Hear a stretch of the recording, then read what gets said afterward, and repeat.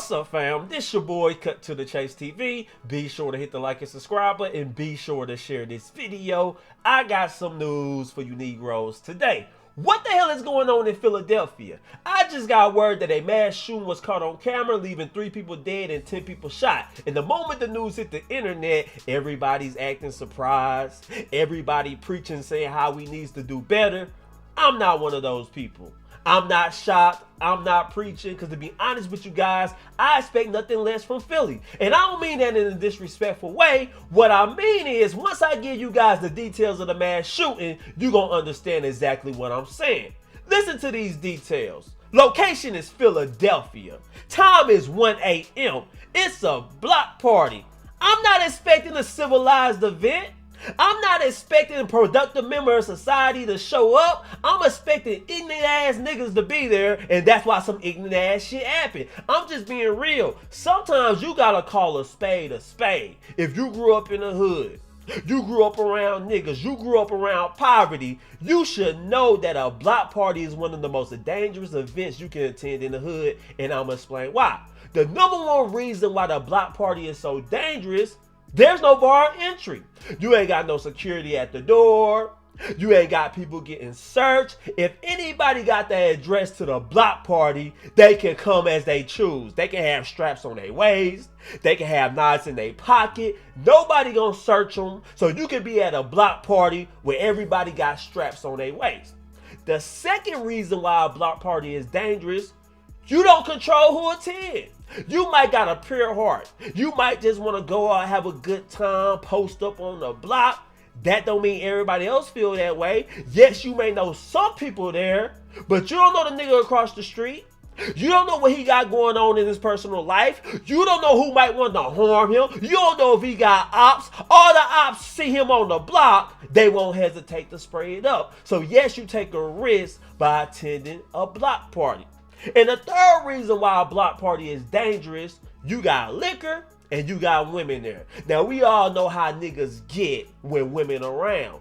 Niggas can be cool when it's just the guys. They can be chilling. But it's something about women when they post up on the block that niggas get ultra aggressive. I got a homeboy like that. He's the coolest niggas when it's just the fellas around. He low key, he chill, he's very nice. But the moment women come around, that nigga get violent as hell. He start mean mugging. He start growling at niggas. He start preaching about how much he's a real nigga. He ain't taking no bullshit. Once he start doing that, I always gotta take him home. Come on, bro, let's go. You tripping, nigga.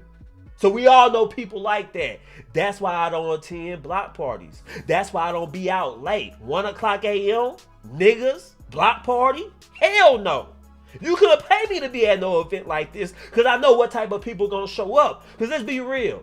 Anybody who got kids, they got some common sense, they ain't gonna be out at 1 a.m. They ain't gonna be on no block party. They gonna have their ass in the bed, cuddle up with their wife, cuddle up with their significant other. I'm just being real. But anyway, guys, I'm gonna play this news clip because they're gonna break it down, and then I'm gonna come back and talk about this situation because it gets worse. Let's go. 3 people were killed and 9 others were hurt in a mass shooting in the Grays Ferry section of Philadelphia. This shooting, just one incident over a very violent weekend in the city. Action News reporter Jessica Cartalia is live with more. And Jessica, you have new video showing the terrifying moments multiple people opened fire. Now you hear this? The 4th of July weekend, it always be a massacre. It always be mass shootings, and I explain why. You got people gathering up at one spot.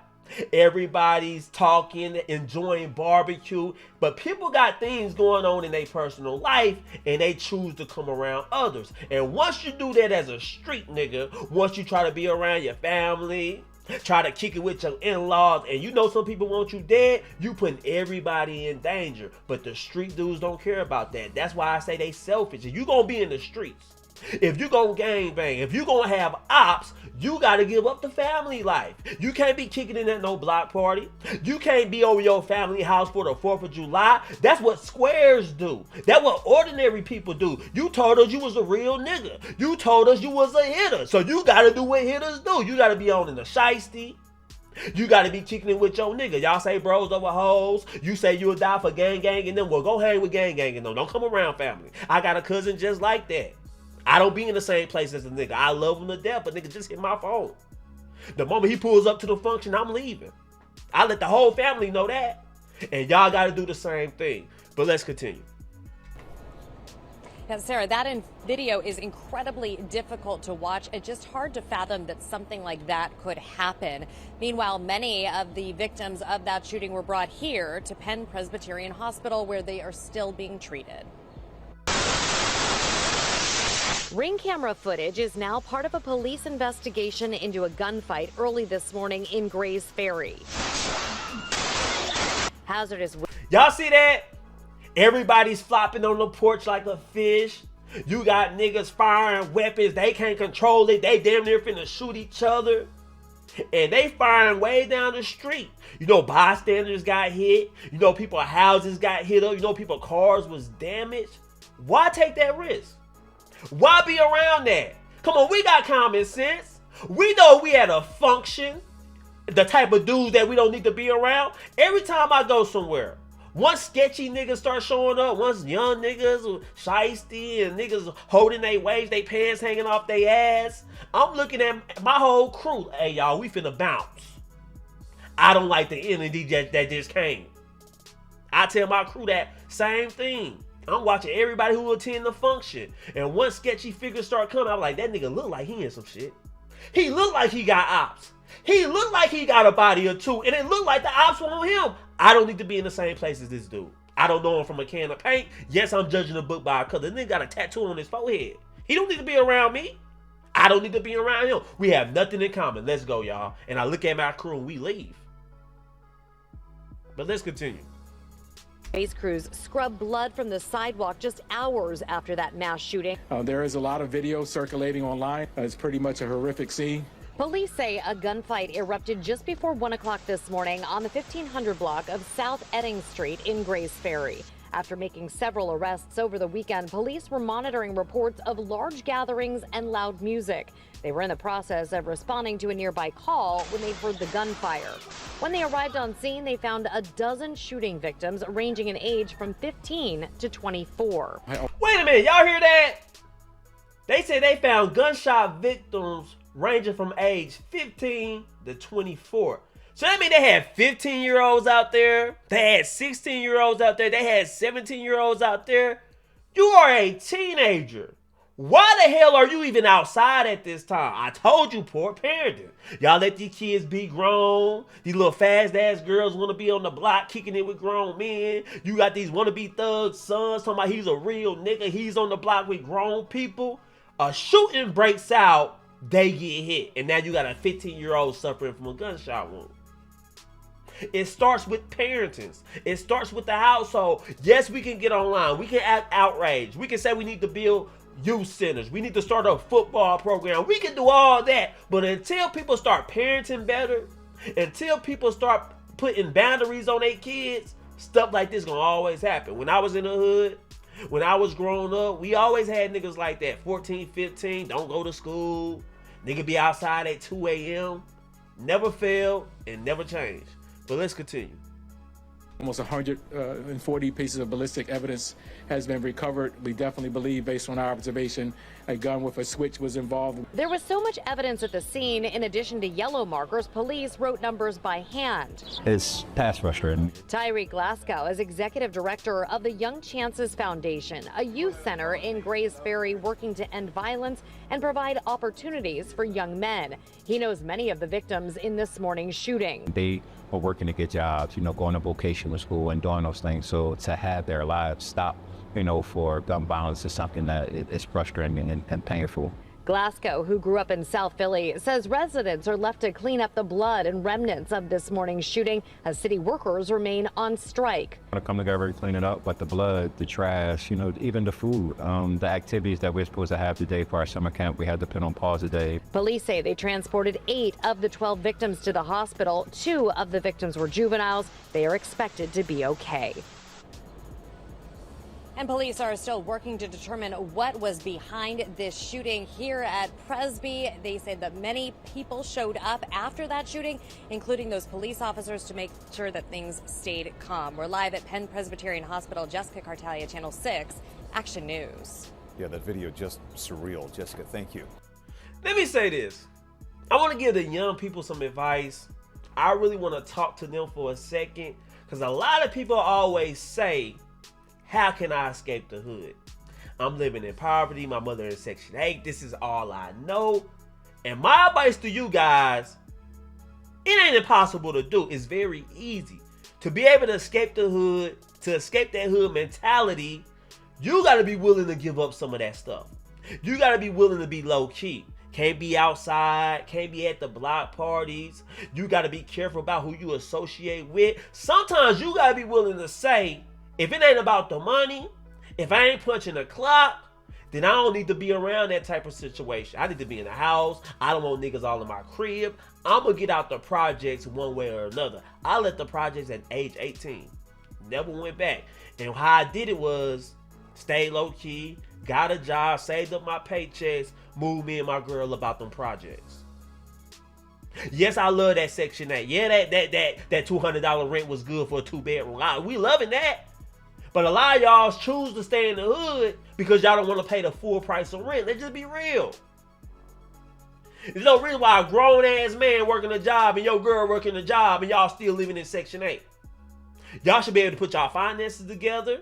Y'all should be able to get y'all family out that situation. But a lot of people choose not to because they like that rent be cheap as hell. Let's just call it what it is. But anyway, guys, I'm going to read this article because it's going to break down some more information. And we're going to break it down some more. Let's continue reading this article. Boom! This is what the article say. Victim shows multiple people opening fire in Grays Ferry mass shooting that left 3 people dead. Let's continue reading. Shocking video shows multiple people pulling out guns and opening fire during a deadly mass shooting early Monday morning in the Grays Ferry section of Philadelphia. The Ring camera footage is now part of the police investigation into a gunfight that left 3 people dead and 10 others injured. The shooting happened just before 1 a.m. on the 1500 block of South Edens Street. After making several arrests over the weekend, police were monitoring reports of large gatherings and loud music. They were in the process of responding to a nearby call when they heard the gunfire. When they arrived on the scene, they found a dozen shooting victims ranging in age from 15 to 24. Additionally, another person was injured while trying to get away from the gunfire. That person was not shot as originally reported. Police have identified the deceased victims as 3 men, ages 19, 23, and 24. Among the other victims are a 15-year-old girl and 2 17-year-old boys. There is a 19-year-old man listed in critical condition. The other shooting victims ranging from 18 to 24 years old are expected to be okay. So yeah, there you have it. 3 victims are dead, all men. You had a 15-year-old girl shot on the block at 1 a.m. Where the hell is your parents at? Ain't no way in hell my 15-year-old daughter gonna be on the block. You know she was out there being fast. Come on, man. Let's just be real. She probably was out there with a grown dude, hugged up, in a goddamn car somewhere being fondled. Let's just be real. That's just sad, man. But I also want to talk about a victim that I found out. He's a 24-year-old. He was in a wheelchair. If you've seen the video, you'll see a guy that's in the middle of the street in a wheelchair. They just left him. He was trying to move from the gunfire, but he wasn't moving fast enough. He got hit all in the back, and then he fell out the chair. Well, that man has died, and here's more about his story. Let's read up on him. This is what it say. Philadelphia man was killed last night at the cookout. He was paralyzed from a shooting 7 years ago and was advocating for gun violence survivors. One of the 3 men killed in Philadelphia mass shooting overnight, Azir Harris, age 24, shot multiple times in his back while in his wheelchair. Azir was paralyzed in a prior shooting when he was 17 years old and was advocating for gun violence survivors ever since. So he was an advocate. Wheelchair, bound, paralyzed. And I got one question for him. I know he's dead, so he can't answer it. But why the hell was you at a block party at 1 a.m.? Sometimes we got to use judgment. Sometimes we got to say the risk is not worth the reward. Yeah, the reward is I have a good time. I'm drinking and kicking it with some people. But the risk is one of these niggas get to shooting. I'm in a wheelchair. I can't move fast enough. Yes, people roll me around, but you know how niggas is. Niggas be the first one to run. Soon as gunshots rang out, I'm going to be left for dead. And that's exactly what happened to him. Now, RIP to Azir Harris. He was a gunshot survivor. He was a victim advocate against gun violence, but he lost his life at age 24 for being in the wrong place at the wrong time. So send condolences out to his family and the other victims as well. But sometimes we gotta look at these stories and we gotta learn from this.